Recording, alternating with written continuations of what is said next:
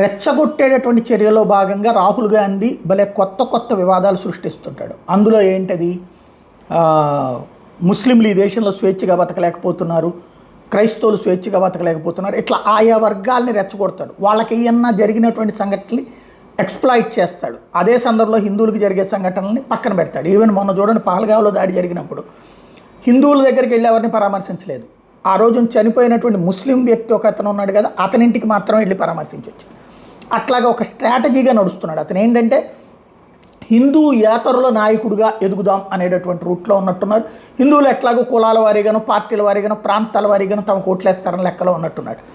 తాజాగా సిక్కుని కూడా రెచ్చగొట్టే ప్రయత్నం చేస్తున్నాడు. అందులో భాగంగా రేపు మళ్ళీ బీజేపీ అధికారంలోకి వచ్చిందంటే, అంటే మళ్ళీ త్వరలో పంజాబ్ ఎన్నికలు ఉంటాయి కదా, మీ తలపాగాలు కూడా కట్టుకొనియదు, మీ మతాచారాల ప్రకారం కూడా మిమ్మల్ని ప్రార్థన చేసుకొనియదు అంటూ వ్యాఖ్యానించాడు. సుదీర్ఘకాలం పాటు అసలు అక్కడ బీజేపీ అకాలీదళ్ కలిసి ప్రభుత్వం నడిపినాయి.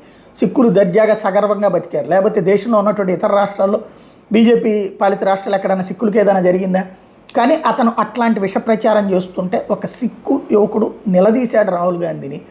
మీ హయాంలో ఎవరైతే రాజీవ్ గాంధీ ఇందిరాగాంధీ మరణం తర్వాత ఊచకోత కోయబడ్డది మా వాళ్ళు, అదే సందర్భంలో వాళ్ళని అలా చంపించినటువంటి సజ్జన్ కుమార్ని పార్టీలో ఉంచుకున్నది మీరు, మొన్న జైలు శిక్ష పడేదాకా, అది కూడా ఈ ప్రభుత్వం వచ్చాక పడింది.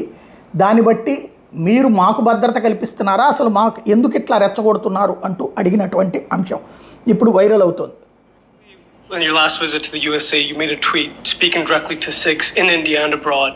And in that you talk about what India under the BJP would look like, where you ask, will you be allowed to wear gaddas? Would you allowed to wear turbans under the BJP?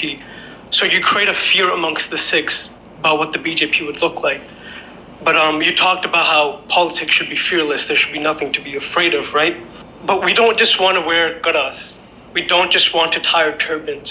We want freedom of expression, which under the Congress party in the past has not been allowed.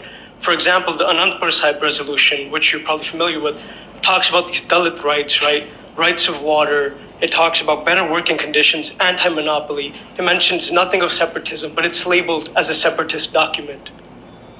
This is something your party has done, and your party seems to lack the maturity to accept the mistakes it has made, such as Sajjan Kumar just now being tried. And there's many more Sajjan Kumars currently sitting in the Congress party. KPS Gill is hailed as a hero. Yet you tell us to fear what the BJP India would look like.